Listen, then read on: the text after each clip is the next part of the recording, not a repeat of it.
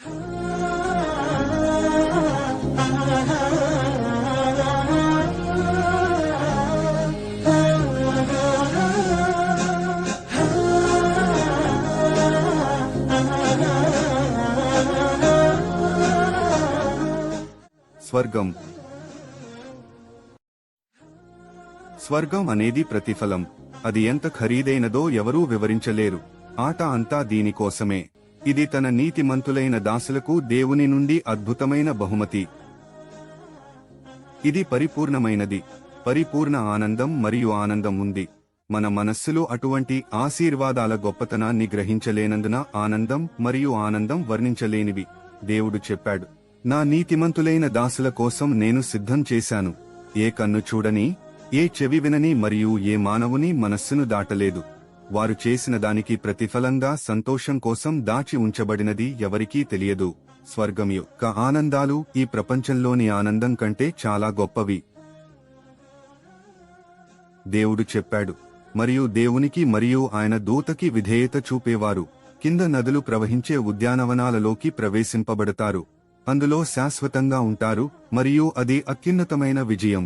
బంగారం మరియు వెండి ఇటుకలు మరియు సువాసన కస్తూరి యొక్క మోటార్, ముత్యాలు మరియు నీలమణి యొక్క గులకరాళ్లు, కుంకుమపు నేల.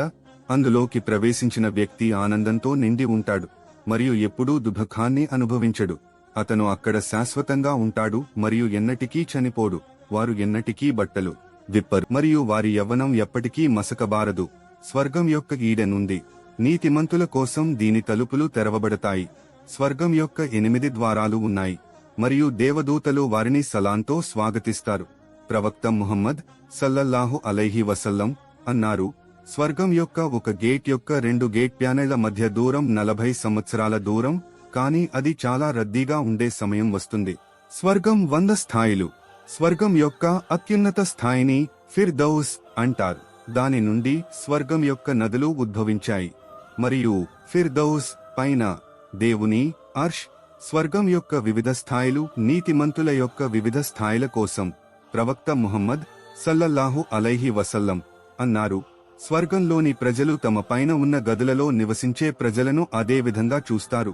తూర్పు లేదా పశ్చిమాన హోరిజోన్లో దూరంగా ప్రకాశించే అద్భుతమైన నక్షత్రాన్ని ప్రజలు చూస్తారు. ఎందుకంటే వారిపై బహుమానంలో వారి ఆధిపత్యం మరియు వారి చుట్టూ ఉన్న అనేక రకాల దేవదూతలు మరియు వారితో ఆడతారు. మరియు వారికి శాశ్వతమైన తోటలు ఉంటాయి. వాటి క్రింద నదులు ప్రవహిస్తాయి. ప్రవక్త ముహమ్మద్ సల్లల్లాహు అలైహి వసల్లం అన్నారు, సిద్రతుల్ ముంతహా క్రింద నుండి 4 నదులు ప్రవహించడాన్ని నేను చూశాను. 2 కనిపించేవి మరియు 2 దాగి ఉన్నాయి. కౌసర్ అనే నది ఉంది. ప్రవక్త ముహమ్మద్ సల్లల్లాహు అలైహి వసల్లం అన్నారు, ఇది స్వర్గంలో దేవుడు నాకు ఇచ్చిన నది. ఇది బురద కస్తూరి మరియు ఇది పాల కంటే తెల్లగా ఉంటుంది, తేనె కంటే తీయగా ఉంటుంది. ఒంటెల మెడ వంటి మెడలు ఉన్న పక్షులు దాని నుండి త్రాగుతాయి.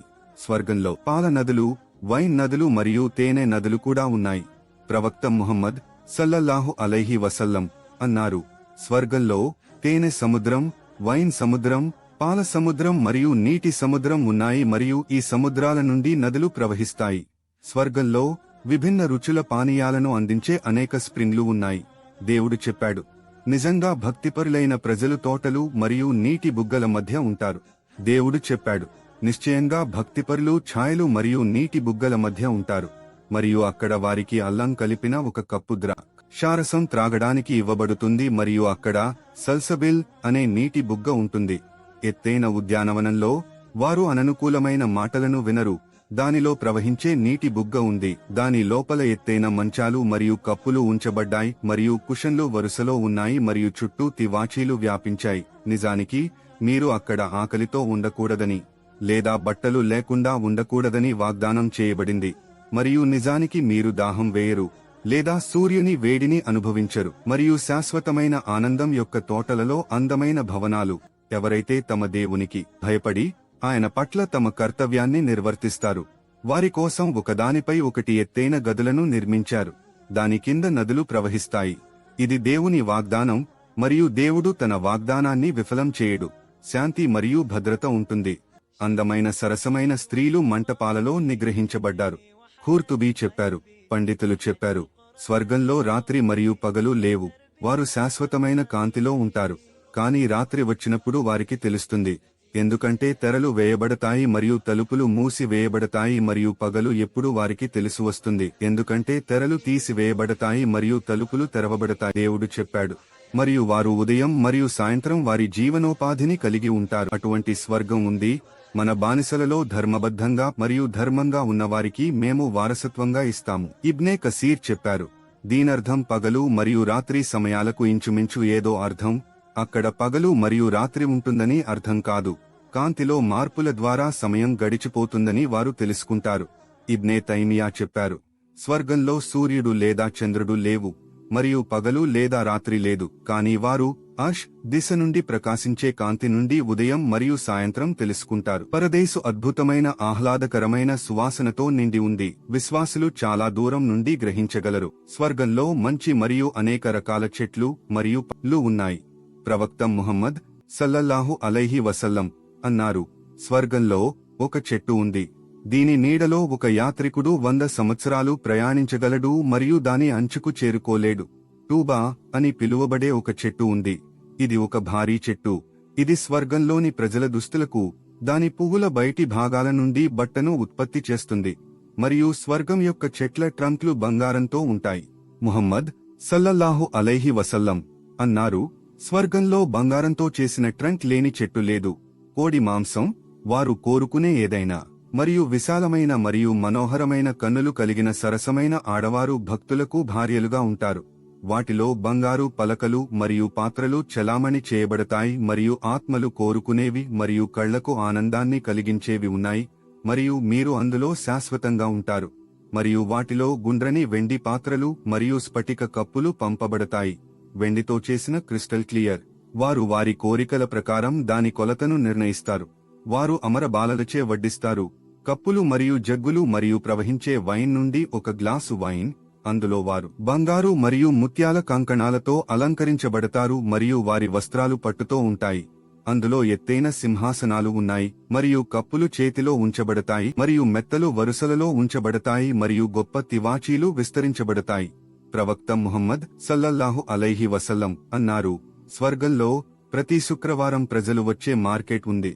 అప్పుడు ఉత్తరం నుండి గాలి వచ్చి వారి ముఖాలు మరియు దుస్తులపై వీస్తుంది మరియు వారు అందం పెరుగుతారు. అప్పుడు వారు తమ భార్యల వద్దకు తిరిగి వస్తారు. వారు కూడా అందం పెరిగింది. వారి భార్యలు వారితో ఇలా అంటారు, దేవుని ద్వారా మీరు మమ్మల్ని విడిచిపెట్టిన తర్వాత మీకు అందం పెరిగింది. మరియు వారు ఇలా అంటారు, మరియు మీరు కూడా దేవుని చేత మేము వెళ్లినప్పటి నుండి మీకు అందం పెరిగింది.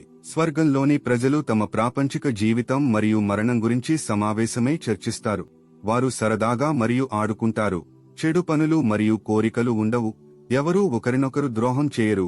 ధర్మబద్ధమైన వివాహిత జంట స్వర్గంలో కూడా జంటగా ఉంటారు. ప్రవక్త ముహమ్మద్ సల్లల్లాహు అలైహి వసల్లం అన్నారు, స్వర్గపు ప్రజల నుండి ఒక వ్యక్తి వ్యవసాయం చేయడానికి అనుమతి కోసం దేవుణ్ణి అడుగుతాడు. దేవుడు అతనిని, నీకు కావలసినది నీకు లేదా? మనిషి ఇలా అంటాడు, అయితే నాకు వ్యవసాయం చేయడం చాలా ఇష్టం.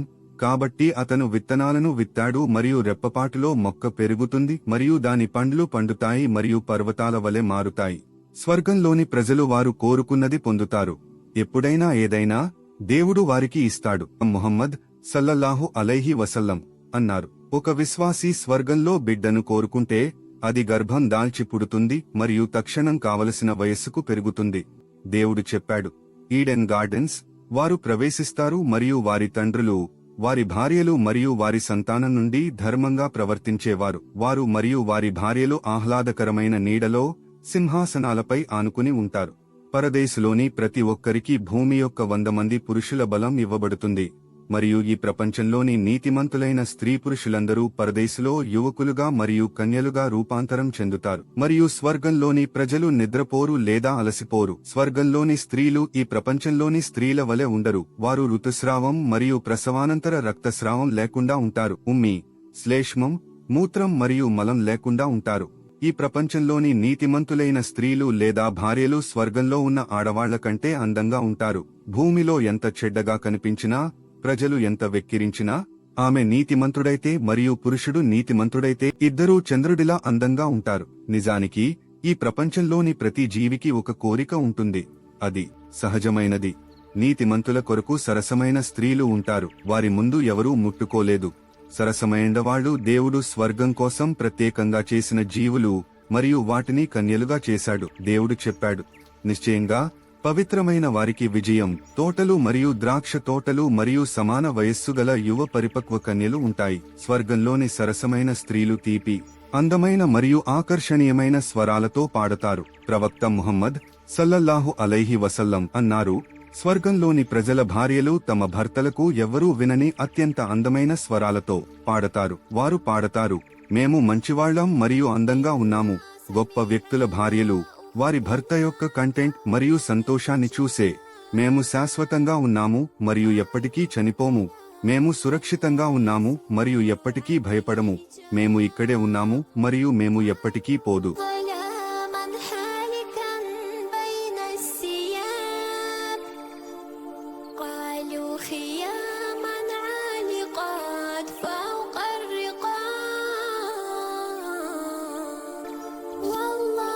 يكشف ظلمهم يوم الحساب والجنة المأوى ويا حسن المآب